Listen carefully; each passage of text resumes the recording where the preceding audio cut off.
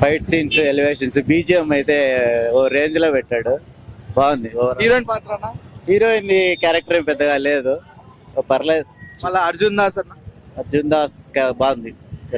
Cinema బాగుంది, super గా ఉంది. యాజ్ ఎన్టీఆర్ ఫ్యాన్ గా చెప్తున్నాను, చూడొచ్చు. అన్న మీరేనా? బాగుంది. మూవీ చాలా బాగుంది అన్న, చెప్పకూడదు, చాలా సర్ప్రైజ్ అయితే ఉన్నాయి. మూవీ అయితే చాలా బాగుంది. బాగుందన్న. మీకేం నచ్చింది బాగా? పవన్ కళ్యాణ్ యాక్టింగ్ అన్న మూవీ ఓ జస్ట్ గంభీర కొట్టేసినామన్న కేక. అసలు తమన్ అయితే నేను తమన్ గురించి చెప్పనవసరం లేదు, సేమ్ అంటే సాహోతో ఈక్వల్ ఉందంటున్నారు. బాగా ఏదో సీక్వల్ ఏదో పడినట్లుంది, దానికి లింక్ ఉన్నట్టుంది. పడితే మాత్రం ఇంకా already Prabhas fans, Pawan Kalyan fans ఒకటేగా ఉంటారు, ఇంకా వేరే లెవెల్లో ఉంటుంది. చాలా బాగా తీసినాడు. అంటే ఒక ఫ్యాన్ బాయ్ ఒక తన ఫేవరెట్ హీరోని ఎట్లా చూపించాలనుకున్నా అట్లా చూపించి వెళ్ళిపోయిండు.